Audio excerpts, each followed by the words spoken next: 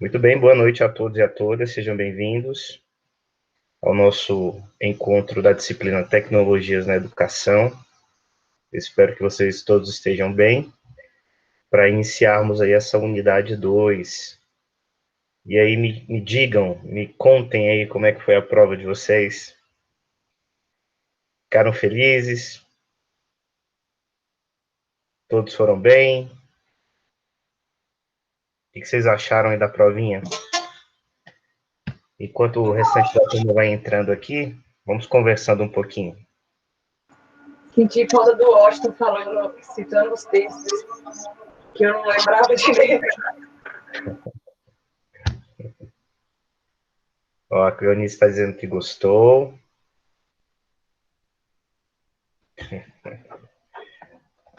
É isso mesmo, gente. Mais alguém gostaria de falar sobre a prova? O que vocês acharam? Achei que ia dar pior, mas até que não estava tão ruim, não. A Vanessa disse que achou que estaria pior, né? Não, gente, a prova foi feita com muito carinho.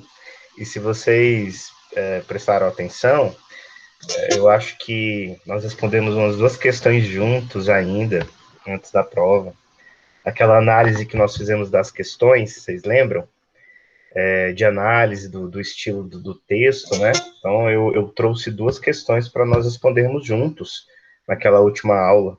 E aí nós respondemos aqui. Então, sem falar também nos outros temas, né? Que eram bem comuns. Eu tenho certeza aí que vocês se lembraram de tudo. A Milena está colocando aqui que achou a minha prova mais tranquila, né? Mais tranquila do que as outras. Mas é isso mesmo, eu entendo a prova como um momento de ratificar, né, de comprovar aquilo que nós estávamos estudando ao longo do período. Não tem sentido algum criar questões que sejam de pegadinha, né, ou que de alguma maneira sejam pensadas assim para enganar vocês, né? A ideia não é essa, né? A ideia é exatamente nós afirmarmos, né, aquilo que foi estudado e ratificar o que foi discutido aí ao longo dessa unidade, né? Então foram 9 encontros, né, mais a prova foi o 10º encontro. Então a ideia era realmente elaborar uma prova onde exigisse de vocês esse poder de memória, de articulação, né, de reflexão sobre a prova, ao mesmo tempo que deixasse em evidência os conceitos centrais do que nós discutimos. E, nesse sentido, a turma foi bem, né? Vocês foram bem aí. E aí eu gostaria de avisar, né, que estou finalizando a correção das últimas atividades, né, porque não é só a turma de vocês, é uma turma de mais de 40 alunos, né, eu tenho outras turmas também, mas a ideia é que até o final da semana vocês tenham a nota final aí da A1, tá? Disponível no Unicollege. E assim que estiver lá, eu vou avisar vocês, tá? O Washington está colocando aqui, achei a prova bem elaborada, cobrou o sentido dos temas, né? Não cobrou decoreba exatamente, eu acho que a ideia foi essa. Elaborar questões assim muito claras, né, para vocês, e questões que tivessem lógica em si mesmas, né? Então, você não precisaria assistir todas as minhas aulas para ter condições de responder as questões, né? A ideia, é claro, é que você assista às aulas, que você participe, que você enriqueça seu capital cultural, né? Mas as questões das provas, as questões da prova, elas foram elaboradas no sentido de terem lógica, né, em si mesmas. Então, você pega e o enunciado dentro da proposta daquilo que foi discutido, debatido, então você dá para responder, dá para avaliar se os itens são falsos ou verdadeiros, né? Então não foi no sentido de decorar, mas no sentido mesmo de resgatar aquilo que foi trabalhado entre nós, tá? E aí, só então avisando vocês, o resultado da 1, né, com as notas das atividades, elas serão lançadas aí até o final da semana, tá? No mais tardar até segunda-feira, eu concluo esse processo, porque também eu estou fazendo as outras turmas dos outros alunos, tá? Mas, de forma geral, eu posso dizer que a turma foi bem, né? Respondeu muitíssimo bem a essa primeira parte do semestre. Esse foi um semestre um pouco mais organizado, né? Um pouco mais pensado, porque no semestre passado nós meio que fomos pegos de surpresa, né? Pela pandemia. Então, nós começamos esse segundo semestre já sabedores de como seria, né? Então, as aulas elas foram organizadas em forma de trilha, as atividades pensadas anteriormente, vocês já começaram o semestre também cientes do que aconteceria. Então, foi uma unidade 1 tranquila, né? E é importante fazer esse balanço aqui com vocês. Foi uma unidade tranquila, foi uma unidade assim, tranquila do ponto de vista da sucessão das atividades, né? Das aulas ministradas. Eu sei que o desafio ele ainda continua grande para todo mundo, né? O desafio tanto para vocês quanto para nós aqui, professores, mas eu acredito que nós estamos aí dirimindo, né, essas dificuldades, vencendo essas dificuldades. Então, a avaliação que eu faço dessa nossa unidade 1, uma avaliação positiva, né? É uma avaliação que foi um período proveitoso. Eu tenho certeza que vocês devem ter aprendido bastante, né? Então, se nós pararmos aqui para conversar a respeito do que nós estudamos, eu tenho certeza que cada um tem as suas impressões. Alguns temas mais interessantes do que outros para alguns, né? Nós sempre escolhemos determinados temas que nós temos mais afeição, mas o fato é que foram conteúdos assim bem discutidos, né? Bem trabalhados, e vocês amadureceram nesse sentido, tá? Eu estou vendo aqui que vocês estão colocando, né, que alguns colegas não conseguiram acessar hoje por causa da falta de energia elétrica em algumas localidades, né? Não se preocupem, tá? Esses alunos, eles não serão prejudicados. Eu sei que tá havendo falta de energia elétrica em algumas localidades do Recanto, aqui em Taguatinga mesmo, aqui vizinho ao prédio onde eu moro, também está bem escuro, então a energia foi embora aqui, mas aqui no prédio nós temos, né? Então acontece, né? A chuva vindo, período chuvoso começando, e a gente sabe que a nossa rede, ela fica um pouco sobrecarregada, né? Mas não se preocupem, como a aula está sendo gravada também, os alunos terão aí esse acesso ao que nós estamos discutindo aqui, tá? E aí, gente, olha só, então na verdade era a partir da semana passada, né? Que nós começaríamos a unidade 2, já com conteúdo novo, que era um conteúdo a respeito de cultura e ideologia presentes nas mídias, né, nas mídias de comunicação. E aí nós não pudemos ter aquela aula, eu fiquei impossibilitado, então nós começaremos hoje, tá? A Laisa está dando um aviso aqui. Tudo bem, Laisa, não se preocupa não. Então, hoje nós começamos a discutir o conteúdo novo da unidade 2, e aí eu gostaria, então, de resgatar algumas ideias da semana passada e juntamente com as ideias do conteúdo de hoje, tá? Mas antes de começar a falar um pouquinho sobre esse conteúdo, eu gostaria de dar alguns avisos importantes para vocês, tá bom? Então, fechamos a A1, né, com atividades na plataforma que valem 3 pontos, mas a prova valendo 7, então nós fechamos esses 10 primeiros pontos, e agora começamos a A2, a avaliação A2, né, a segunda unidade, com mais 10 pontos em jogo, né? Lembrando que a nossa prova, né, agora da unidade 2, ela tem aí o valor de 7 pontos ainda, né? Então nós vamos trabalhar ainda com 7 pontos de prova, mais 3 pontos das atividades. Então, a nível de pontuação, continua a mesma coisa, só que nós temos uma observação importante a fazer. No mês que vem, na primeira semana, sabe, a primeira semaninha de novembro, nós teremos aí o feriadão, né, feriado do dia de finados, no dia 2, que é uma segunda-feira, e ao longo do restante da semana, nós teremos a semana acadêmica da Faculdade União de Goiás. Então, é uma semana que vai envolver todos os cursos de todas as unidades, tanto em outras cidades quanto aqui. E aí, a nossa semana de pedagogia, as nossas atividades da pedagogia, elas serão inseridas nessa semana, tá? E aí, de antemão, eu gostaria de falar para vocês quais serão os dias que vai haver uma programação toda especial para vocês, e uma programação remota, tá? Então, os dias 5 e 6 de novembro, que serão uma quinta e uma sexta, serão dias direcionados para a Semana da Pedagogia. O que vai acontecer nesses dias? Nós teremos uma programação, né, onde cada professor vai montar uma espécie de mesa redonda com os seus alunos, algumas mesas redondas ou espaços de discussão terão a presença de alguns convidados, né, alguns professores vão convidar outros professores para discutir, alguns professores levarão a essa palestra, essa mini palestra, essa mesa redonda sozinho, né? Então, só para que vocês fiquem avisados, quando estiver próximo da semana, vocês receberão essa programação, e aí cada professor vai ter disponível ali 40 minutos, né, mais ou menos, para desenvolver um tema com vocês.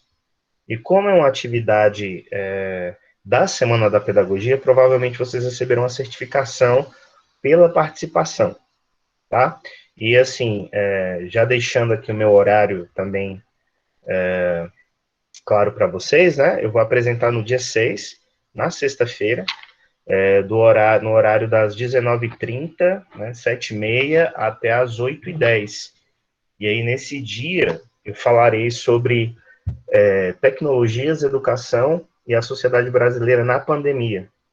Então, eu quero fazer uma espécie aí de balanço, né, de como tem sido a dinâmica da sociedade brasileira, desde março até aqui, principalmente uma visão voltada para a área das tecnologias, como as tecnologias elas têm ajudado, né, ou atrapalhado esse processo aí de mediação da educação. Então, eu quero tratar disso com vocês. Então, assim, a gente vai tratar muito sobre fake news, sobre ataques nas redes, sobre assassinato de reputações, sobre perseguição de pessoas, sobre a cultura do cancelamento. Falaremos sobre as possibilidades que as redes elas trazem para a formação de pessoas, né? Como a educação brasileira ela se comportou nesse ano, o que falta, para onde a nossa sociedade ela está caminhando aí, qual é a tendência da sociedade brasileira a partir dessa pandemia, o que a pandemia ela deixou em evidência. Então, esse é o tema que eu quero trazer para vocês, vai ser um tema aberto a todos, tanto vocês, meus alunos nessa disciplina, quanto outros alunos da faculdade também, tá? Vai ser 40 minutinhos, vai começar então no dia 6, né, às 7h30 da noite até às 8h10, 40 minutinhos discutindo com vocês, conversando com vocês, em formato de mesa redonda, né, em formato assim de um espaço onde todos podem falar e podem colocar suas opiniões. Eu acho que isso é importante, né, muita coisa, inclusive, nós já amadurecemos ao longo dessa disciplina, mas a mesa redonda nos dá a oportunidade de quebrar um pouco o gelo e deixar a conversa um pouco mais horizontal, né? No sentido de que todos participem, de que todos coloquem o seu ponto de vista, né?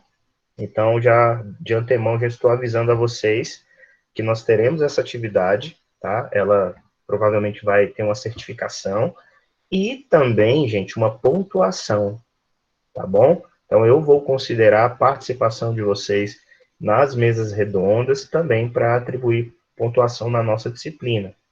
Isso é importante colocar, tá? Então, olha só, nós teremos as atividades normais, né, que são postadas no ambiente virtual de aprendizagem. Nós teremos a semana de pedagogia, e nós teremos algumas atividades, e aí eu vou falar para vocês, eu vou avisá-los bem com antecedência, né, provavelmente até semana que vem, já vou deixar tudo organizadinho. Então, nós teremos atividades onde vocês próprios apresentarão, né, trabalhos aqui em duplas ou em grupos, tá? Então, também para a gente mudar um pouco do formato, né? A primeira unidade foi uma unidade muito centrada na pessoa do professor, né? E a segunda unidade, então, ela vai dar mais protagonismo a vocês, tá? Então, provavelmente, nós teremos aí alguns trabalhos nesse sentido, que vocês precisarão elaborar juntos, tá? Em duplas e em grupos, e deverão apresentar nos dias específicos. E aí, até semana que vem, eu vou passar essas datas e as orientações desses trabalhos para vocês. Então, vai ser uma unidade mais interativa, né? Vocês conversarão bem mais entre vocês e manifestarão aí as apresentações, eu acho que isso é importante, não é porque nós estamos aqui nesse formato remoto, né, que a voz de vocês precisa ser deixada de lado, né, muito pelo contrário. Então, eu acredito que a turma está madura para isso, né, principalmente depois desse período de discussões aí, nessa primeira parte do semestre, e aí, então, o que nós precisamos é definir temas, né, definir os grupos ou as duplas, e definir os dias de apresentações de vocês. E aí, até semana que vem, então, nós faremos isso, tá? Lembrando que esses trabalhos, todos eles, né, eles valem 3 pontos, mais os 7 pontos da prova. Tá bom? Alguma pergunta a respeito disso, pessoal? A respeito da avaliação, de como será? Eu acho que como essa é a primeira aula da unidade, né? Ela serve como uma aula de apresentação da proposta da unidade também, e é imprescindível que vocês se manifestem, né? Deem sugestões, falem das dúvidas. Então, tá tranquilo? O que vocês acham? Podemos caminhar por aí? Se vocês não quiserem falar, né, podem mandar aqui uma mensagem no chat. Vocês estão aí, né? Vocês estão aí? Professor, tá tranquilo. Aham. Tá bom. Processando as informações.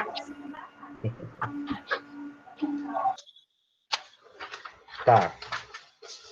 Mas, gente, olha só, o que eu vou pedir a vocês nessa unidade 2 não vai ser nada demais, tá? Fiquem tranquilos e tranquilas. O que vai ser exigido é tudo aquilo que vocês já estão acostumados a fazer, então não se preocupem, tá? A Daiane está perguntando, o AVA, esse trabalho vale 3? Daiane, os 3 pontos são de todos os trabalhos juntos, né? Participação na semana da pedagogia, apresentação de trabalhos, a feitura das atividades no AVA, né? Então, o conjunto desses trabalhos equivale 3 pontos, tá? E vai ser legal, vai ser um momento bacana, eu acho que a gente precisa desse momento mais prático, sabe? Desse momento mais investigativo, onde vocês farão pesquisas, conversarão entre si, até mesmo pelo Meet, tá? Marquem um dia, conversem pelo Meet, montem as apresentações de vocês, e conversem, né? E assim, passem para a turma. Eu acho que a gente precisa socializar esses conhecimentos, né? A gente precisa discutir em conjunto e socializar em conjunto, para que não fique algo tão monólogo, né? Do ponto de vista do professor apenas falando e propondo as coisas, tá? Mas fiquem tranquilos que até semana que vem vocês saberão, tá bom? Um outro aviso importante. Muito bem, gente. Então, olha, eu já havia dito para vocês, né, que o conteúdo dessa unidade 2 começa com cultura e ideologia na mídia, que foi o conteúdo da aula passada. Inclusive, eu pedi para que vocês respondessem, né, as atividades no AVA. E hoje o conteúdo é sobre podcast. Podcast na educação, podcast como ferramenta pedagógica. Eu quero conversar com vocês a respeito disso. Tá bom? Então, vou trazer esses 2 pontos, esses 2 conteúdos, esses 2 assuntos. E aí nós vamos aqui sistematizar essas ideias, tá? E até mesmo preparando vocês já aí para essa reta final, tá? Então, olha só, estamos em outubro, né? Falta apenas aí, gente, menos de 2 meses para a gente concluir o ano com alegria e com efetividade, né? Então, estamos quase lá. Então, não desistam, ânimo, vamos nessa. A gente precisa, então, concluir esse ano que nós começamos, né? Esse ano que é todo louco, todo diferente, mas nós estamos vencendo. Então, vamos adiante, tá? Então, olha só, gente, a primeira coisa que eu gostaria de conversar com vocês é a respeito do conteúdo da semana passada, né? O que seria, então, a ideologia e o que seria a cultura por meio das mídias, né? Das novas mídias de comunicação. E aí eu gostaria, então, aqui de trazer alguns conceitos para vocês para introduzir essa nossa conversa, né? Então, o que é cultura, o que é ideologia, né? O que é estereótipo, né? Como as novas mídias ou como as ferramentas midiáticas, né? Dentre elas a TV e a internet, elas ajudam a reforçar alguns estereótipos com relação a indivíduos e com relação a grupos sociais, né? Como nós podemos utilizar as redes para criar uma cultura de resistência, no sentido de valorizar as características de alguns grupos sociais e étnicos. Esses assuntos, né, parecem, num primeiro momento, que não tem muita relação com a área das tecnologias da educação, né? Muito pelo contrário, tem uma íntima relação, anda bem juntinho, né? E se tem uma coisa que nós estamos aprendendo a respeito das novas tecnologias, é que elas são ambivalentes, né? O que isso significa? Significa dizer que elas podem ser utilizadas tanto para aquilo que é benefício para a coletividade, aquilo que é socialmente aceitável, como também pode ser utilizado para as práticas mais terríveis, né? Para as práticas que mancham e que enfraquecem, né, os valores que nós, enquanto sociedade, entendemos que são adequados, né? Então, as tecnologias, elas podem ser utilizadas como instrumentos de educação, de formação, mas também como ferramentas de deseducação, né? De involução, ferramentas que deixam em evidência as dimensões mais cruéis e mais vis da humanidade.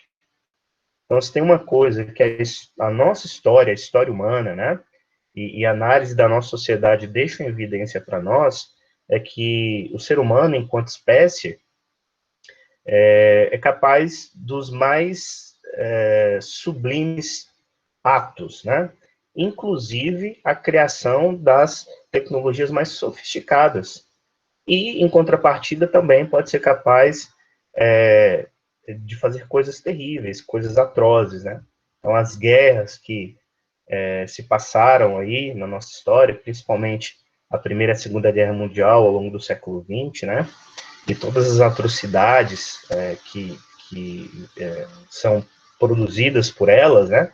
Deixa em evidência também essa nossa capacidade de fazer coisas ruins.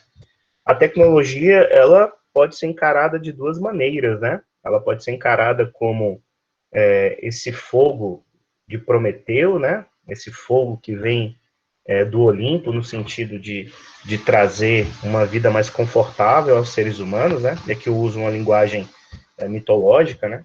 Então, você tem o deus Hefesto, né? Que desce do Olimpo e traz o fogo à humanidade, né? O que seria o fogo? Seria a própria tecnologia, né?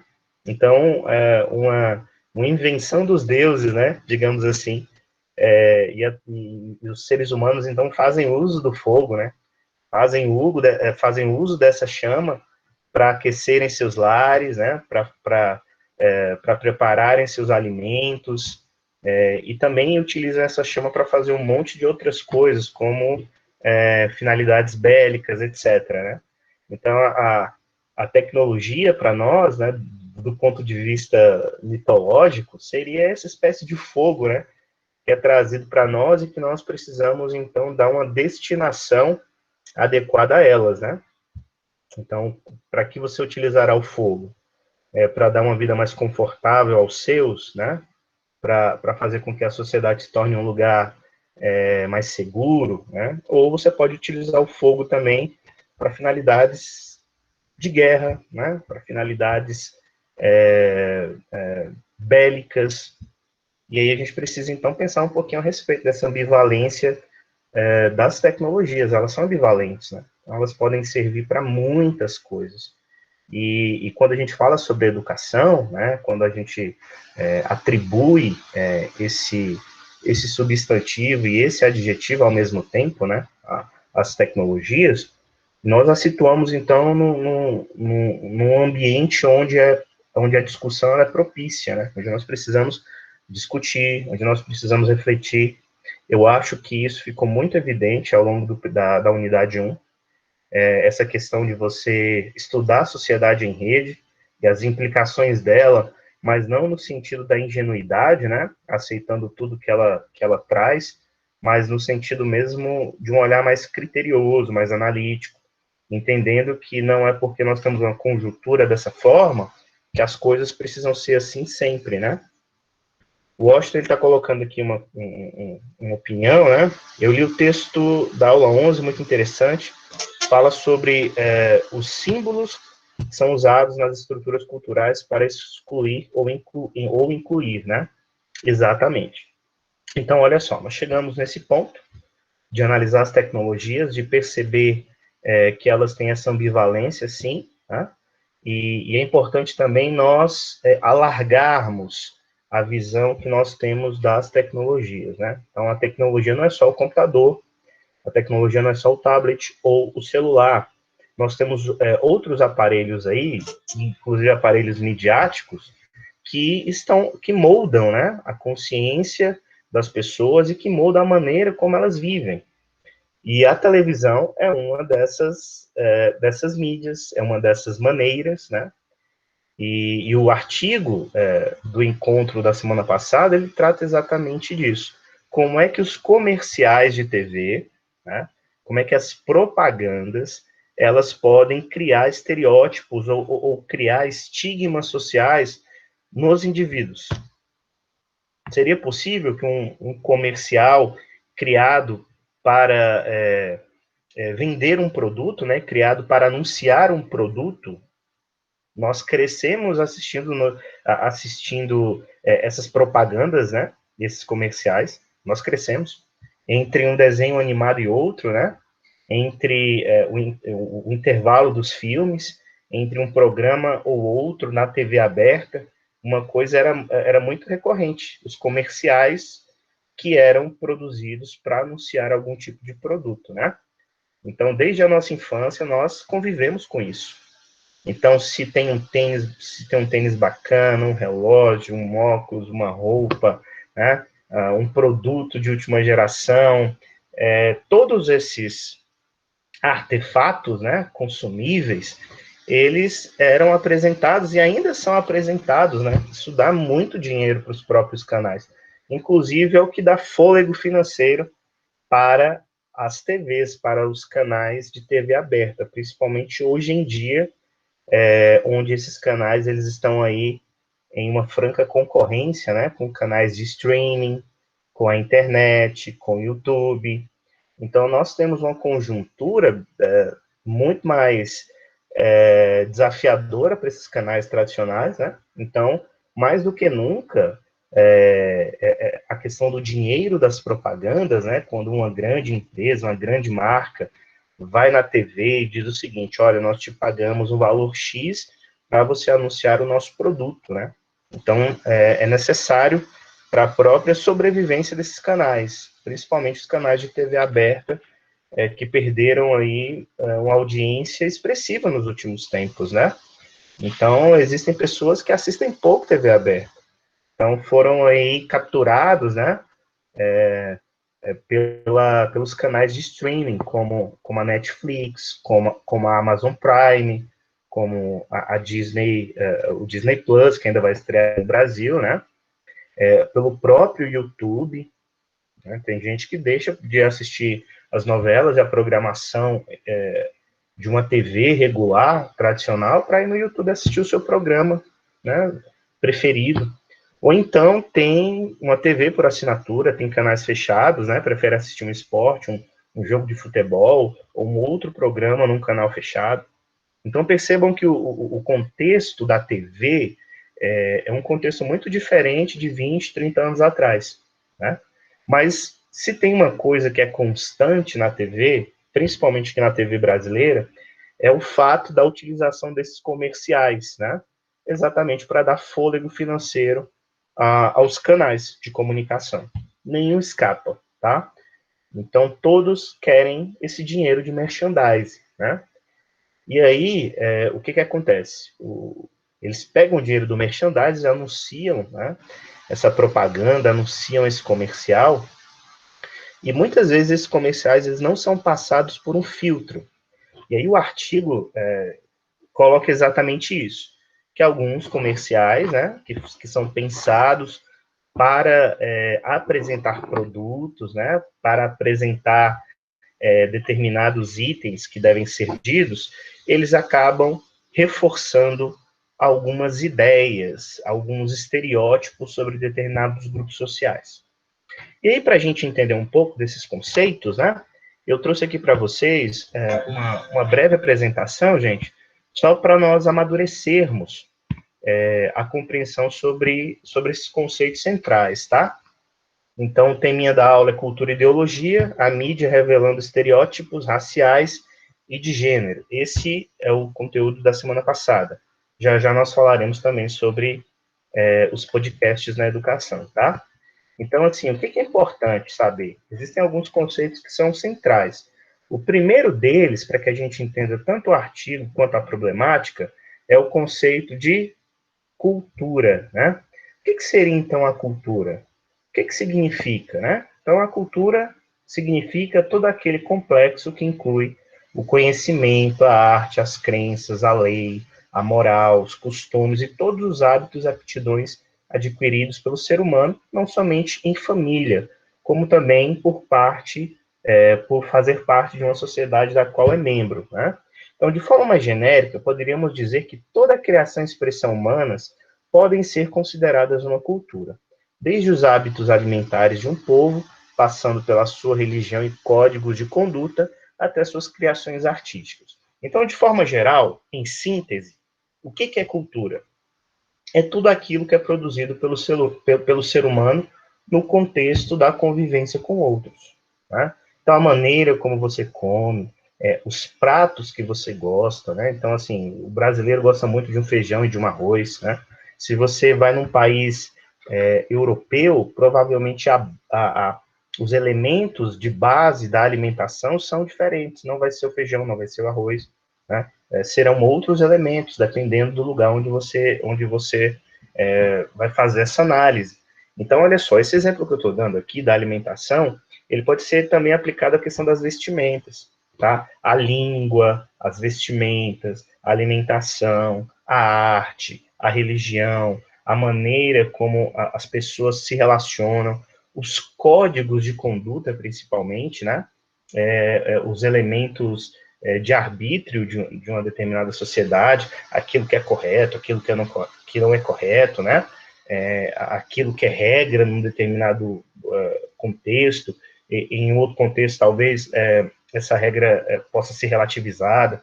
O fato é que tudo aquilo que nós criamos, tanto do ponto de vista material, né, palpável, quanto do ponto de vista subjetivo, de regras, de valores, são considerados cultura. Então, tudo que o ser humano cria pode ser considerado cultura. E por que nós criamos a cultura? Isso é importante, né? Nós, enquanto seres humanos, criamos a cultura para dar significado e sentido à nossa jornada, tá? Tudo que nós criamos, tudo que nós impregnamos, ou que nós concebemos como cultura, tem um significado. Então, nós sempre tentamos impregnar naquilo que criamos um pouco de nós, né? E isso é muito humano, isso é muito humano. Desde o texto que você cria, sabe, aquele textinho, você amanheceu inspirado e você quer escrever uma reflexão, então essa reflexão que você escreve, a maneira como você expressa aquilo que você sente, isso é muito cultural, isso também deixa em evidência o seu esforço existencial, né, para ter sentido e conexão. Então, a cultura ela nos ajuda nesse sentido. A cultura nos ajuda a nos conectarmos, né, ao contexto do qual nós fazemos parte. Isso é importante, tá? Um outro conceito também, gente, central para nós entendermos o assunto, né, o assunto de hoje, sobre cultura e ideologia na mídia, é a ideia de ideologia, né? É um termo que possui diferentes significados e duas concepções, a neutra e a crítica. Então, no senso comum, é importante dizer isso, o termo ideologia é sinônimo ao termo ideário, né? Então, tudo aquilo que é ideia, tudo aquilo que é ideário, tudo aquilo que é conjunto de ideias pode ser considerado uma ideologia do ponto de vista do senso comum, tá? Contendo sentido neutro do conjunto de ideias, de pensamentos, de doutrinas, visões de mundo, de um indivíduo, de um grupo, orientado para suas ações sociais e principalmente políticas. Então, uma ideologia do ponto de vista neutro, né, do ponto de vista mais ingênuo, do senso comum, é um conjunto de ideias. Então, sabe essas ideias que norteiam a sua vida? Então, as suas crenças, o que você aprendeu no seu grupo religioso, com a sua família, entre amigos, né? A sua percepção que você tem da realidade, a sua visão de mundo. Então, o conjunto dessas ideias forma uma perspectiva ideológica do ponto de vista neutro. Só que existe uma concepção mais crítica do que seria ideologia, né? E aí, essa concepção mais crítica, ela vem exatamente de uma tradição mais filosófica e também da sociologia, né? Que diz o seguinte, que a ideologia pode ser considerada um instrumento de dominação que age por meio de um convencimento.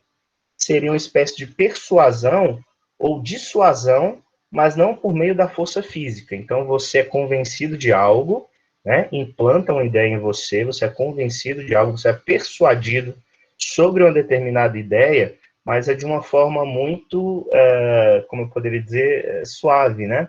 Então, ninguém te força. A ideologia, ela tem essa característica. Então, se você precisa ser coibido a acreditar, né? Se você é forçado a acreditar, então não é ideologia. Porque ideologia, ela é sutil, né? Ela apresenta sutilezas. Então, lá vai você reproduzir uma ideia, aí você para e se questiona, caramba, onde eu aprendi, né, a fazer isso aqui e aceitar isso?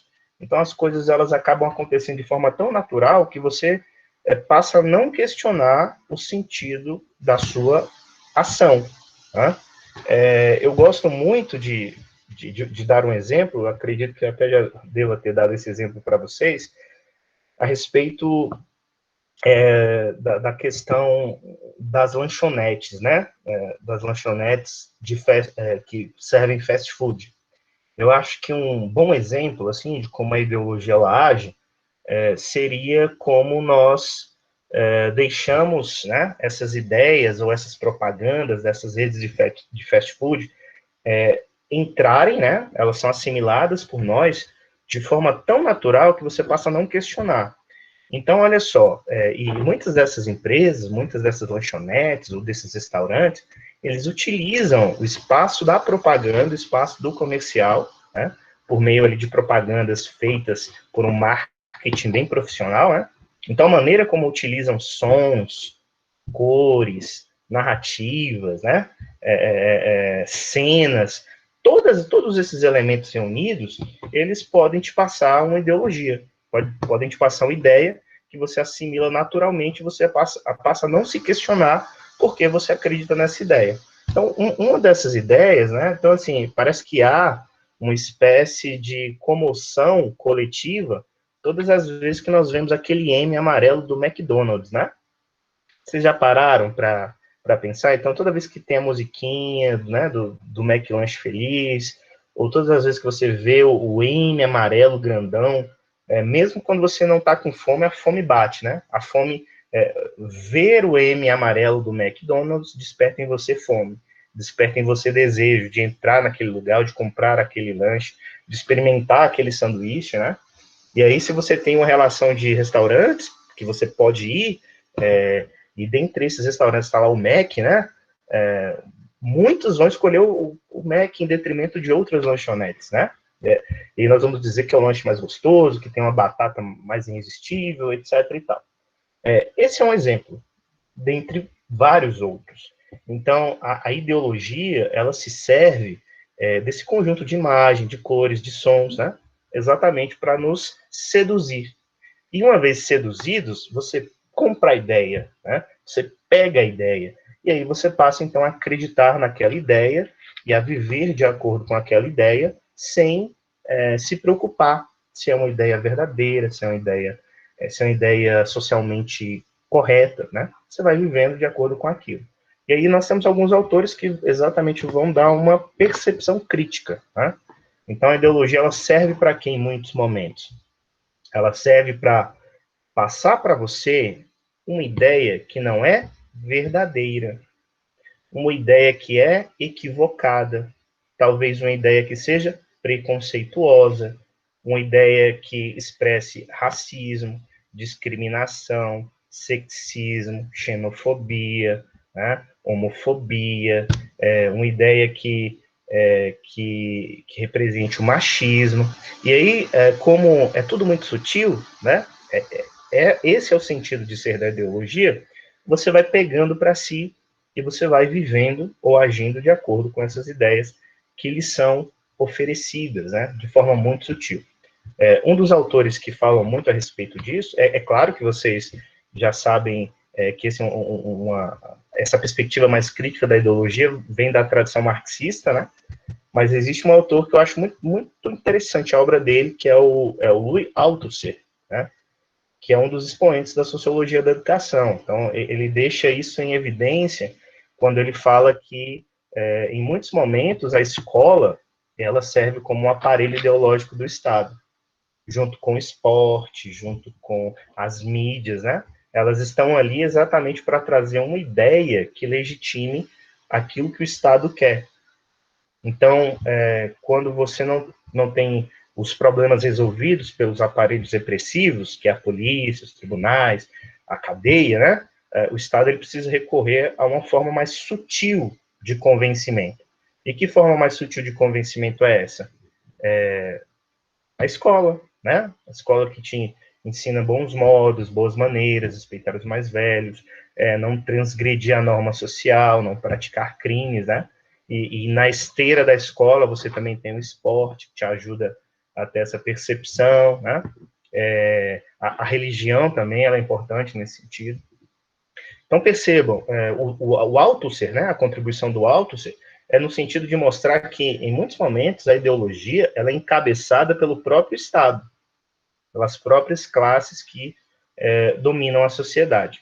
E a vida, gente, a vida em sociedade é uma vida de relação com a própria ideologia, tá? Então, a todo momento, você e eu, nós estamos interagindo com as ideologias ao nosso redor. E eu acho, assim, né, eu não digo eu acho, na verdade, as evidências aí desse último ano, desse ano que nós estamos vivendo, elas são muito claras, né? Depois que a pandemia ela foi decretada, que nós passamos a ficar mais isolados em casa, né? Nós demos muita importância aos veículos de comunicação. Então, demos muita importância à TV, ao rádio, à internet, aos sites de notícias. Então, com a falta de interação entre os pares, né, nós passamos a dar mais importância àquilo que a mídia ela diz. E se tem uma coisa que ficou muito evidente em 2020, gente, é essa luta ou essa interação que nós temos com as várias ideologias. Com as várias ideologias. Vocês querem um exemplo? Na terça-feira, o Ministério da Saúde ele divulgou que compraria aí mais de 40 milhões de doses, né, da vacina que uma farmacêutica chinesa está produzindo, que é a Coronavac, né? E aí foi noticiado, tá? Os veículos de comunicação noticiaram isso, que o Ministério da Saúde comprariam essas doses, né? Só que aí, ontem ainda e hoje, principalmente, o presidente da República ele já disse que não vai comprar vacina nenhuma, né? Porque vem de uma farmacêutica chinesa, e essa semana nós aqui no Brasil recebemos a visita de um líder lá dos Estados Unidos, né? Um dos pontos assim da visita desse sujeito, né, que faz parte do governo Trump, foi para que convencesse o governo Bolsonaro a não fechar contratos, né, da rede 5G, que também está sendo produzida por uma empresa chinesa, né, a Huawei, né, é isso. E aí essa empresa chinesa, ela está aí sendo o líder no mercado de instalação da 5G, e aí não é interessante para os Estados Unidos, né, porque eles estão aí nessa guerra comercial com a China, e aí você tem um representante que diz o seguinte, um representante norte-americano que vem e diz o seguinte, olha, não feche um acordo do 5G com a Huawei, né? E na esteira disso, então, você tem um laboratório chinês que produz a vacina, que está produzindo a vacina, e aí, por uma guerra ideológica, né, o Bolsonaro ele diz, olha, não, nós não compraremos. Então, aquilo que é noticiado numa terça é desmentido numa quarta. Vocês entendem que nós estamos mergulhados numa guerra ideológica, né, num conflito de ideias, num conflito de visões de mundo. Então, os próprios meios de comunicação deixam isso em evidência, né? Então, por exemplo, num passado não tão distante, muitas vezes o que você lia no jornal, né, lia no artigo, você considerava assim como o relato fidedigno da realidade, né? Hoje não dá para você fazer isso porque os acontecimentos são tantos e os conflitos também são tantos, né, que numa terça você comemora que vai haver um acordo, né, e que o governo vai comprar muitas doses, né, de uma vacina que nós todos queremos, e no dia seguinte esse mesmo governo diz que não vai comprar mais, né, e exatamente pela guerra ideológica que se coloca ali. Então nós, pessoal, nós estamos num momento histórico assim muito peculiar. É um momento de ideias, né? É um momento de interação com posicionamentos ideológicos diversos. E aí o que acontece? Em muitos momentos a ideologia ela pode servir, né, como um caminho para que eu coloque um rótulo sobre o outro, sobre o indivíduo, sobre um grupo social. Esse rótulo, essa imagem pré-concebida, nós chamamos de estereótipo. Tá? Então, seria aí essa imagem pré-concebida, padronizada e generalizada, estabelecida pelo senso comum, sem conhecimento profundo sobre algo ou alguém. Estereótipo é usado principalmente para definir e limitar pessoas quanto à aparência, naturalidade, comportamento, né? Vocês querem ver um exemplo de estereótipo que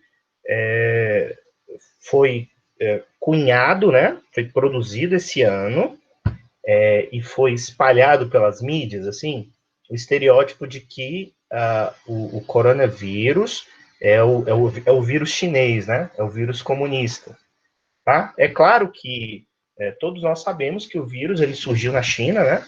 Na cidade de Wuhan. As pesquisas preliminares dizem que o vírus ele é de origem natural, né? Então não houve a criação dele em laboratório, pelo menos é isso que as pesquisas mais recentes dizem. Pode ser que haja mudanças, né, nesse discurso mais à frente, mas o fato é que as pesquisas elas apontam para isso, que é um vírus natural, que é um vírus que veio exatamente dessa interação do ser humano com o animal, né, e que foi criado, e sim, surgiu na cidade chinesa de Wuhan, mas não foi um vírus criado com uma finalidade bélica, né? Uma finalidade política. Então, mas o que nós vimos nos últimos tempos? O presidente Donald Trump, dos Estados Unidos, dizendo que esse é um vírus chinês, é um vírus comunista, é um vírus criado pela China, né, para controlar a economia mundial. Né? Esse é um argumento, né? Baseado em quê? Quais são as evidências, né, para que eu crie esse argumento? As evidências, elas não existem, né? Então, eu tenho uma imagem pré-concebida do vírus, né? Eu tenho uma imagem generalizada que, de alguma maneira, traz uma imagem negativa sobre a China, né? E aí, o que eu faço? Eu espalho. Então, eu vou lá, diante dos microfones dos jornalistas, né, e digo que é um vírus chinês, é um vírus criado pela China para dominar a economia mundial. E aí, o que essa notícia ela faz? Ela se espalha, né, como um rastilho de pólvora, muito, muito rápido. Então, pela TV, pelo rádio, pela internet, e em pouco tempo, então, você tem um estereótipo criado sobre um país, sobre uma cultura, e você tem pessoas odiando esse país, essa cultura, né? E eu me lembro que quando o Trump falou isso, teve repercussões aqui entre os nossos políticos, né? Principalmente os políticos que fazem parte do governo Bolsonaro, dentre eles o próprio filho dele, o Eduardo, né? Então, o Eduardo Bolsonaro disse que era um vírus, sim, chinês e tudo mais, né? E aí, na época, um representante da China, né, aqui no Brasil, emitiu uma nota de repúdio, né, pedindo para que o deputado ele voltasse atrás naquilo que disse, que pedisse desculpas, né, o embaixador chinês, inclusive, e aí ele, assim, criou um mal-estar terrível, né, um mal-estar terrível. E aí, depois de uns dias, o Brasil tentou comprar aparelhos respiradores, né, da China, e os aparelhos, eles foram pelos Estados Unidos, e chegou lá, o governo norte-americano pegou os respiradores, né, e assim, a gente criou uma indisposição diplomática, um mal-estar, e quando nós precisamos do governo chinês, né, para isso, com relação a compra dos respiradores, e não deu certo para a gente. Então, assim, nós criamos um mal-estar, e esse mal-estar, ele resultou numa dificuldade para nós comprarmos alguns produtos chineses. Então, é uma coisa muito, muito absurda. E em pouco tempo, gente, nós já tínhamos esse estereótipo, né, de que a China criou um vírus para dominar a economia mundial. É só um exemplo dentre vários. E aí eu dei um exemplo, assim, de caráter mais global, mas nós podemos dar um outro exemplo de como o estereótipo, ele funciona muito rápido, né, como rastilho de pólvora, e ele se utiliza exatamente dos meios de comunicação. Gente, e o estereótipo, essa imagem pré-concebida que nós temos do outro, e se é uma imagem pré-concebida, é uma imagem preconceituosa, tá? É uma imagem distorcida do outro, tanto do ponto de vista individual quanto coletivo. Então, eu posso criar esse estereótipo, né, preconceituoso, e o estereótipo, gente, ele também, às vezes, né, vem juntinho com aquilo que nós conhecemos como fake news, né? As notícias falsas, as notícias que não são verdadeiras, que são criadas para confundir, para desinformar. Então, juntinho com o estereótipo, você tem a notícia falsa, a desinformação, né? E elas, né, esses dois braços desse processo, elas se utilizam, sim, dos veículos de comunicação, elas se utilizam, sim, das mídias. Pessoal, eu acho que tem alguém com o microfone ligado, para dar uma microfone aqui. Obrigado, tá? E aí, gente, então, o último conceito, né, para que nós entendamos um pouquinho do assunto, é a mídia. Então, o que é mídia? É todo o suporte de difusão da informação que constitui um meio intermediário de expressão capaz de transmitir mensagens. O conjunto dos meios de comunicação social de massas, né, abrange esses meios, o rádio, o cinema, a televisão, a imprensa, os satélites de comunicação, os meios eletrônicos e telemáticos de comunicação. Então, gente, uma mídia é todo suporte de difusão de informações, né? A TV, ela serve para isso, o rádio serve para isso, e também a própria internet, né? E aí, quando eu falo da internet, eu falo do ciberespaço, é um não lugar, né, entre aspas, onde você tem a presença de sites de notícias, redes sociais, né, sites de conversação. Então, você tem um mundo ali, você tem um monte de mídias, né, o canal do YouTube, etc. Você tem um monte de mídias dentro da grande mídia que é a internet. Você tem um monte de plataformas dentro da grande plataforma. Então, por mais que a TV, né, ela ainda tem centralidade no cotidiano das pessoas, mas a tendência é que a TV ela seja exatamente substituída pela grande mídia da internet, né? Então, é por isso que hoje há uma grande substituição das mídias mais convencionais pelas mídias mais inovadoras, né? Então, antes, quando você queria ouvir uma música, você primeiro teria que ter um som, né? Um aparelho de rádio, para ouvir uma musiquinha na rádio, na FM ou AM, ou então comprar ali primeiro os discos, né? Depois as fitas cassetes, depois os CDs, ou então gravar essas músicas em formato digital, né? No seu pendrive, encaixar no som. Hoje você não precisa dessa aparelhagem toda, né? Basta que você tenha um aplicativo de música, como por exemplo Spotify, Amazon Music ou YouTube Music, né? E a partir desse aplicativo você tem acesso a um sem número de artistas e as músicas desses artistas, sem necessariamente ter uma mídia convencional, né, que lhe diga o horário que você precisa ouvir uma determinada música. Isso também, gente, se aplica para a própria ideia do podcast, tá? Então, o podcast, essa evolução do rádio, né, que traz para nós essa ideia muito clara de que você não tem horários, né, para ouvir determinados conteúdos. Então, assim, o rádio tradicional, o rádio convencional, ele te dá a possibilidade de você ouvir determinados programas num horário específico. O podcast, ele quebra com essa ideia. Então, você pode ouvir o conteúdo que você quiser, no horário que você quiser e onde você estiver. Né? Então, a mídia, ela alcançou essa nova organização, esse novo status na nossa sociedade. Tá? Muito bem. Deixa eu voltar aqui um pouquinho. Olha só, o nosso colega Washington, ele colocou aqui uma observação, né? Ideologias que não têm como base a verdade real, mas sim uma verdade de acordo, né?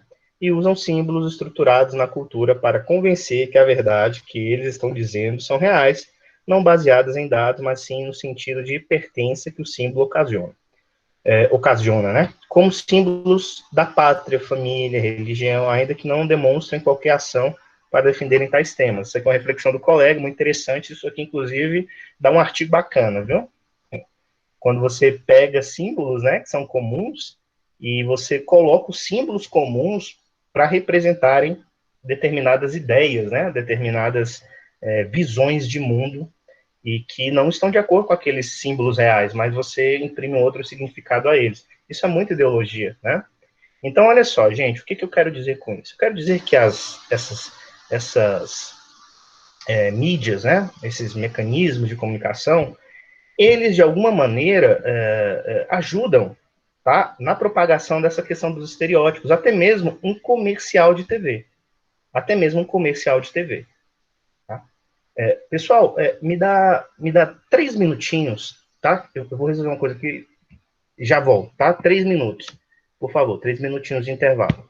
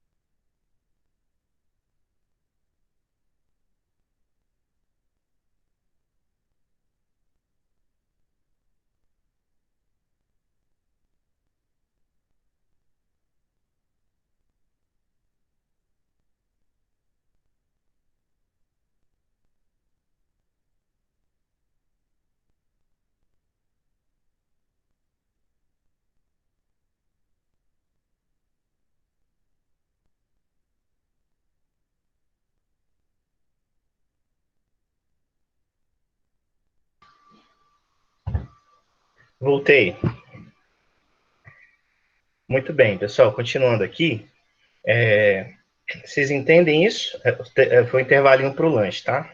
Bem curto. Então, gente, olha só.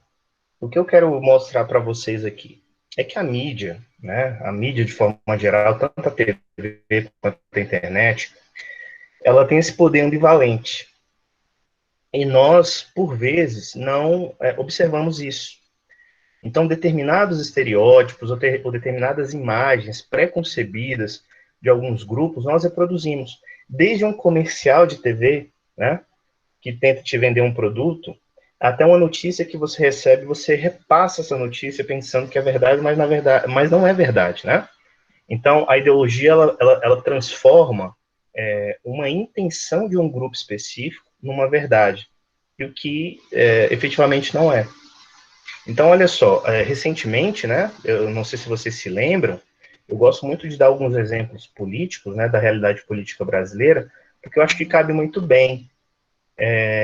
Nós tivemos, há pouco tempo, lá em abril, tivemos aquela reunião entre os ministros do governo federal, né, e aí o presidente estava presente também, e nós tivemos um ministro da educação, na época era o Weintraub, e ele fala uma coisa assim, bem terrível, ele disse assim, olha, eu odeio essa ideia de povos indígenas, né, ele foi muito claro, eu odeio esse negócio de povos indígenas, isso não existe, povos indígenas não existe, né, e tudo mais. Ele se colocou assim, de uma forma muito forte, né, e dizendo que não gostava, que não concordava, né, etc. Depois dessa fala do Weintraub, eu não sei se vocês têm acompanhado aí os noticiários, o ataque às populações indígenas do Brasil esses ataques se tornaram mais graves, né? Inclusive agora o presidente, em seu discurso de abertura lá da conferência na ONU, ele disse que as queimadas, né, do Pantanal e da Amazônia são provocadas por índios e por caboclos, né, que colocam fogo nos seus roçados, e aí esse fogo acaba saindo do controle, né, e alcançando proporções aí mais sérias. Então, assim, os povos indígenas no Brasil estão sob ataque de vários grupos, os madeireiros, né, dos latifundiários, daqueles que querem invadir as terras indígenas para explorar os minérios, né? E aí você também tem um discurso por parte do governo que não é muito afeito, né, aos povos indígenas. E isso gera, é claro, uma perseguição muito maior se você tem um discurso de negação dos direitos desses povos, né? E aí, quando você tem esse discurso de perseguição espalhado pelas redes, né, pelas redes digitais, pelos meios de comunicação, pelos grupos de WhatsApp, você começa a desvalorizar o grupo social, o grupo étnico, né? Um grupo étnico que é importante para que você compreenda o que o Brasil é de fato, né? Porque é um grupo que dá a sua contribuição para a feitura e para a construção do país, por mais que eles próprios fiquem de fora, por vezes, desse processo, né? Então, nós somos um país que exclui determinados grupos, determinadas minorias, mas quando você tem uma fala assertiva por parte do governo com relação a esses grupos, você passa, então, a dar força para a perseguição. E aí, como rastilho de pólvora, né, essas informações, elas também, elas passam rapidamente de uma pessoa para outra, né? Então, você acaba criando uma espécie de imagem muito deturpada de quem é um índio brasileiro. Então, quem é um índio brasileiro? Quem são os povos indígenas? De acordo com essas falas, né, que vem do ministro da Educação, que vem do presidente, que vem de tantos outros setores estratégicos, os índios, basicamente, eles dão mais trabalho para a sociedade brasileira do que contribuição, né? Então você tem uma imagem muito negativa, no sentido de que eles são preguiçosos, de que eles são espertos, né? De que eles são incivilizados e precisam evoluir. Então, estereótipos desse tipo são repassados e são produzidos na própria rede, na própria mídia, e fortalecidos por discursos desse tipo. Então, nós vivemos nesse tempo, né, onde você demoniza um determinado grupo, uma determinada população, e você acaba não indo atrás das informações verdadeiras sobre esses grupos, né, que muitas vezes são desassistidos, por exemplo. Muito bem. Com relação, gente, ao podcast, né? O que seria o podcast? O podcast, gente, é uma evolução midiática. É importante que se coloque isso, né? Eu havia dito para vocês. É uma derivação, uma evolução, um aperfeiçoamento da mídia anterior, que seria o rádio tradicional, né? Então, basicamente, o podcast é um arquivo de áudio criado sob medida para determinados temas e para que esses temas atendam determinados grupos, né? Então, está muito na moda, inclusive, está muito na moda, né? Talvez é uma das mídias que mais cresceram nesse período de pandemia. Então, você tem podcasts sobre os mais variados temas. Então, você tem podcast de humor, podcast sobre assuntos da cultura pop, sobre filmes, sobre quadrinhos, né? Sobre literatura, sobre política, sobre economia, né? Então, dos mais diversos tipos. E aí você não precisa ficar preso a um programa de rádio, né? Naquele horário específico, já que você tem um pacote que pode ouvir enquanto você está dirigindo, enquanto você está no metrô, ou você está deitado na sua casa, né? Então, o podcast ele tem esse poder. E aí, qual seria a grande vantagem de você utilizar o podcast na educação? Né? Qual é a sacada do podcast na educação? Primeiro, você pode usar o podcast como uma extensão, né, do conteúdo que você, enquanto professor, ministra. Então, por vezes, na aula, né, não dá tempo de você entrar em determinados pormenores do conteúdo, e aí você coloca esse conteúdo no podcast depois, né? Aquilo que faltou dizer, né? Aquilo que faltou esclarecer, você coloca no podcast. Uma outra questão também que é muito positiva no podcast é que você pode utilizar uma linguagem menos formal com seus alunos. Tá? Então, a aula é aquele momento mais formal, né? Só que o podcast pode quebrar um pouco disso. E aí você pode utilizar uma língua mais informal, né? Uma maneira de falar mais próxima aos seus alunos, tratar de temas que você não tratou na aula, ou então fixar-se, né, em aspectos do conteúdo para que você consiga esclarecer aquele assunto para o seu aluno. Né? Então, assim, as possibilidades elas são diversas, inclusive nesse momento de pandemia. Né? Então, na pandemia, o que nós temos buscado enquanto professores?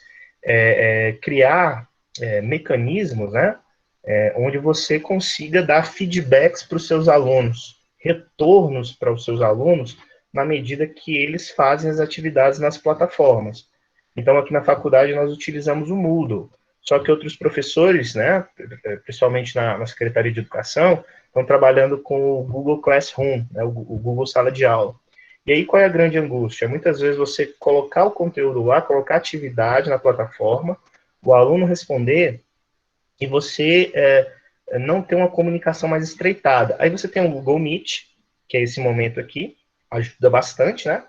Só que o podcast também pode ser utilizado, e no sentido de mão dupla até, né? Então, o professor, ele prepara um conteúdozinho sob medida, pode mandar no WhatsApp dos seus estudantes. É claro que o podcast, do ponto de vista formal, ele precisa de um site, ele precisa de um endereço, né, para que você acesse. Só que você pode ter uma adaptação desse podcast, uma adaptação à realidade do professor, né? Então, você pode utilizar arquivos de áudio, você pode construir ou elaborar áudios aí de 10, 15, 20 minutinhos e mandar para o seu aluno, ou menos que isso, 5 minutinhos, esclarecer pontos específicos, né? E mandar para esse aluno.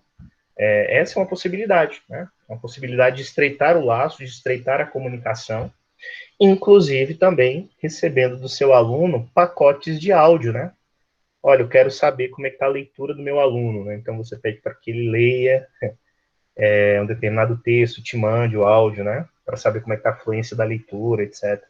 Se num trabalho, em um tema, você quer que ele explique alguma coisa sobre o tema, ele te manda aquele arquivozinho de áudio. Então, a troca dos arquivos de áudio, elas têm sido muito recorrentes durante esse período de ensino remoto, né? E o podcast, né, do ponto de vista mais formal, mais bem estruturado, ele está fazendo muito sucesso, né? Porque você não precisa parar para apreciar o conteúdo, como um vídeo. Um vídeo você precisa sentar, você precisa prestar atenção nas imagens, né? O podcast, né, já que ele é um arquivo de áudio, ele lida com outras áreas do cérebro, né? Primeiro com a sua audição, e a partir da audição com a imaginação, mas você não precisa estar exatamente fixado num ponto para ouvir o conteúdo, né? Inclusive, gente, nos nossos trabalhos aí, né, que vocês farão, nós faremos uma propostinha, né, para que vocês criem o seu próprio podcast. E aí eu vou avaliá-los nesse sentido também. Então, nós vamos tentar fazer algumas experiências com algumas dessas tecnologias, e o podcast é uma dessas mídias, né, um desses canais de comunicação. Tá bom? Pois bem, gente. Então, esses eram os pontos, né, que eu gostaria de introduzir, de esclarecer. Eu acho que a partir dessa fala, alguns conceitos ficaram mais claros, né? Eu gostaria, então, de ouvir vocês, né? Se você tem algum tipo de dúvida, se tem alguma consideração, algum comentário a fazer sobre o conteúdo, fiquem à vontade.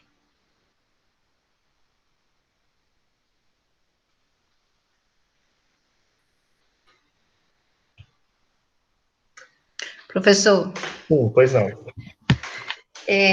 eu sei que talvez nem possa se falar agora, mas dá o seu ponto de vista aí sobre essas vacinas.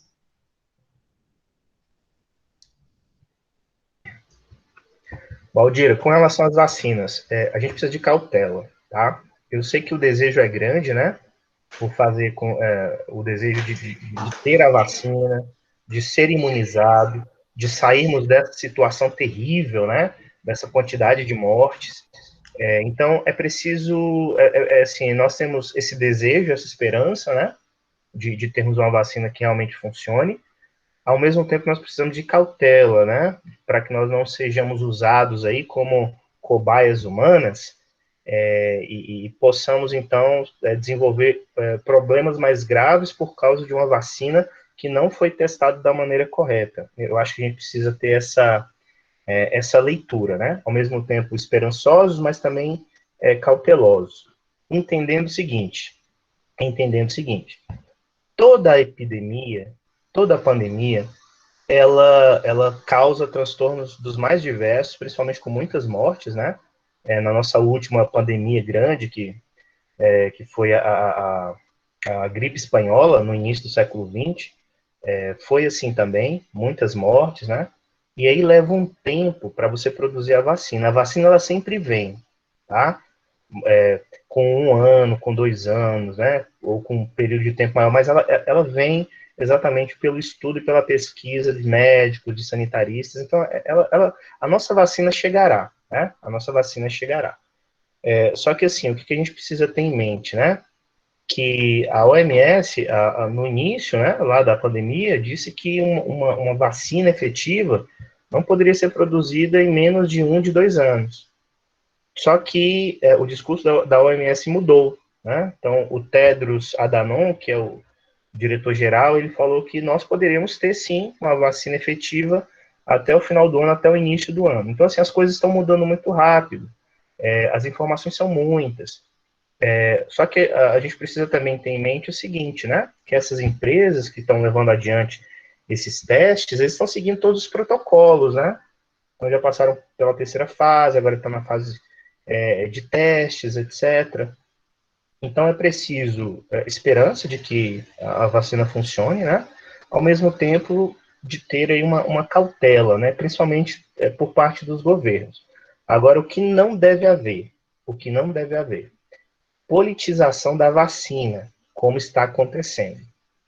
Uma coisa é o governo ter cautela, outra coisa é o governo ter o bom senso, porque, assim, até pouco tempo atrás, a gente tinha um presidente que estava indicando cloroquina para todo mundo sem teste algum, você entende? Assim, não havia teste, a Organização Mundial da Saúde disse que era ineficaz, o nosso presidente, então, divulgando e indicando cloroquina para todo mundo. A última agora da semana foi um vermífugo, né?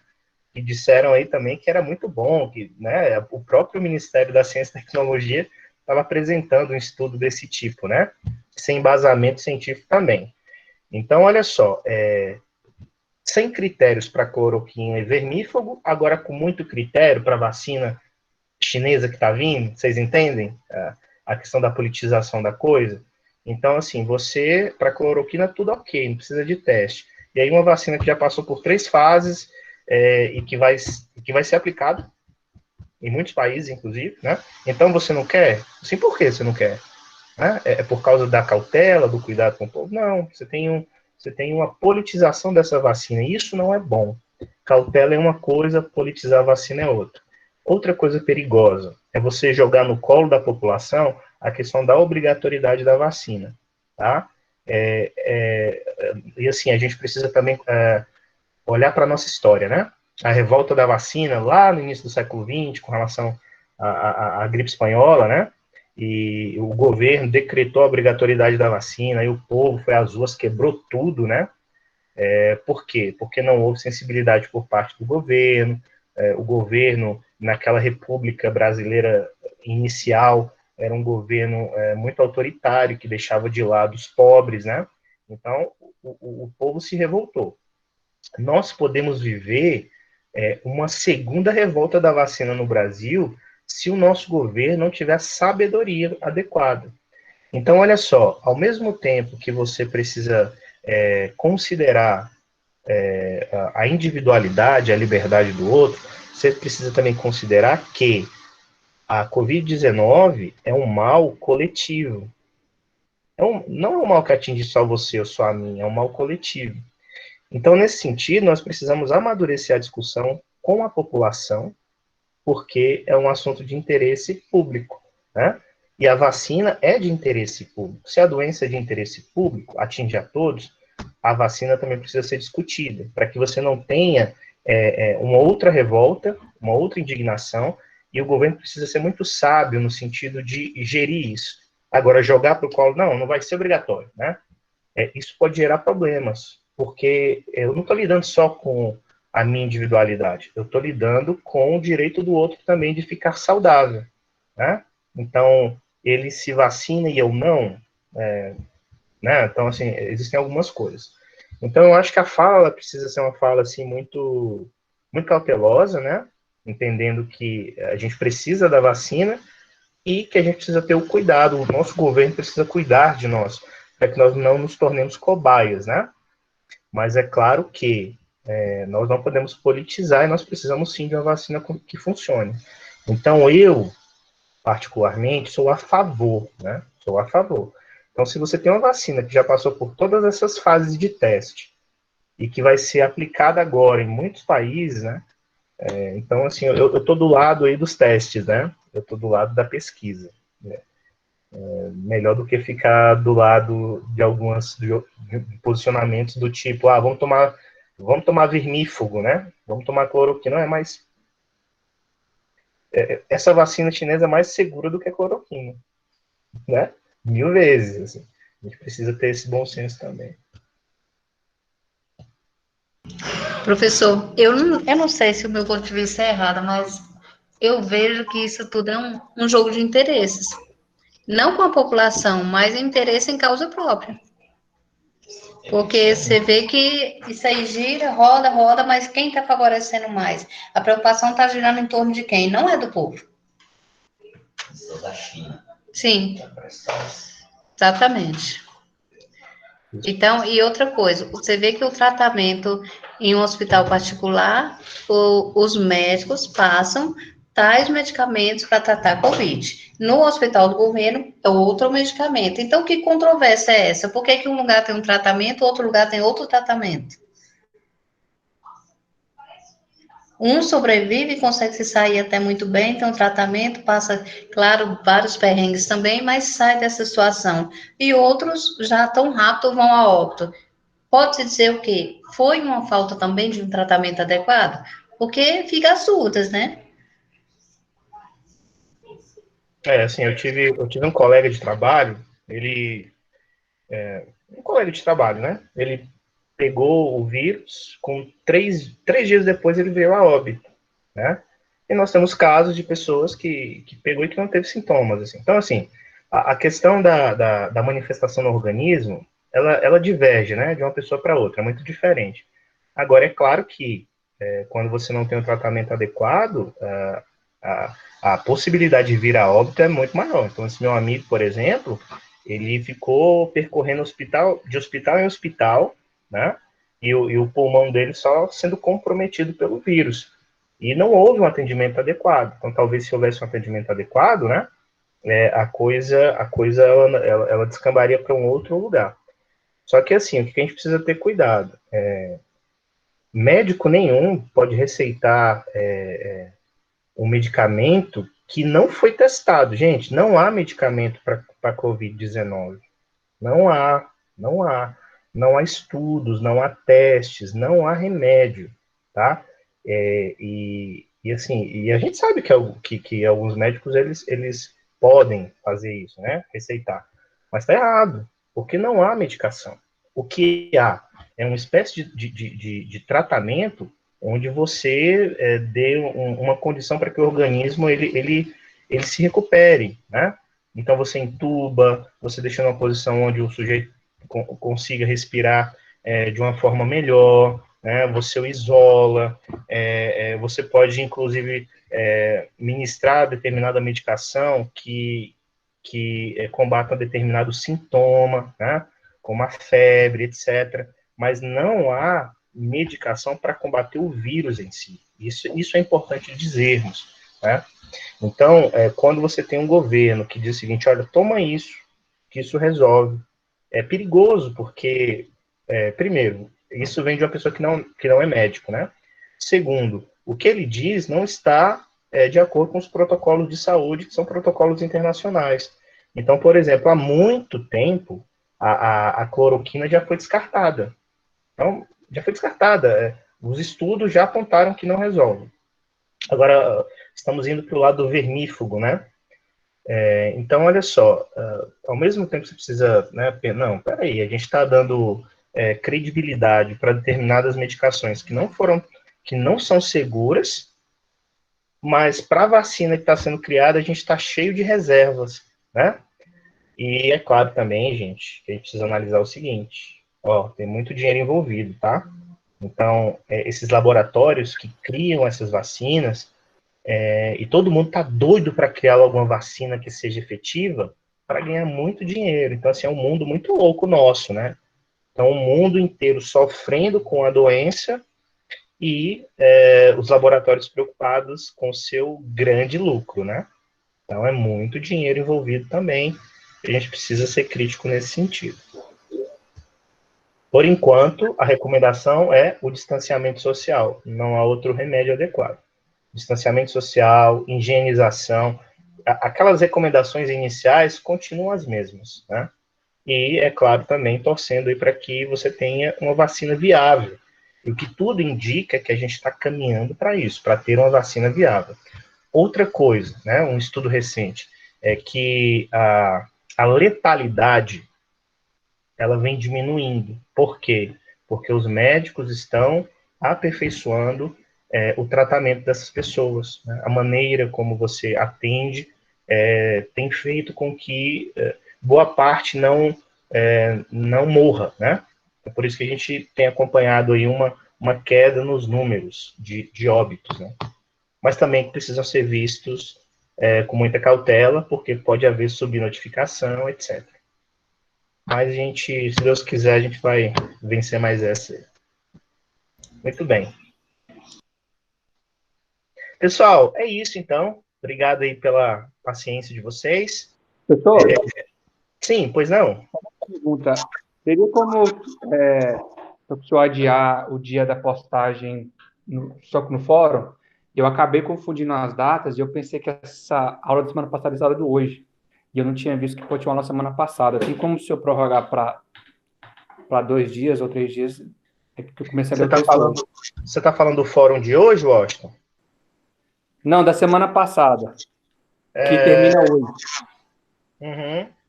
Não, posso sim, não tem problema não. Vamos fazer o seguinte, eu vou colocar a finalização dele para a semana que vem, que é o mesmo dia que a gente encerra o fórum dessa semana. Tá bom? E aí, então, fica as atividades do dia 14 e do dia 21 para serem concluídas no dia 28, semana que vem. E aí, semana que vem a gente segue, né? Segue a vida. Tá bom? Muito obrigada. Eu nem estava lembrando, professor. Nem abri o negócio. Oi, Vanessa. Eu estou agradecendo o Washington também, porque eu não abri. Eu estava viajando e estava na roça. Então, lá não tinha internet, então eu não abri nada. E eu cheguei em casa no domingo e nem abri nada. Aí o Washington falou agora, eu falei, eita. Muito obrigada. Não, tranquilo. Semana passada, assim, a gente teve feriadão segunda, terça, né? Mas quarta já tinha atividade, mas não tem problema. Eu jogo para a semana que vem aí para que vocês tenham tempo de fazer essas duas. Muito bem. Pessoal, é isso. Né? Obrigado aí pela presença de vocês. Então, até semana que vem, com mais uma aulinha, e aí a gente vai conversando. Qualquer dúvida, entre em contato comigo pelos canais de comunicação da plataforma, tá? Então, obrigado, boa noite e um excelente resto de semana. Tchau, tchau.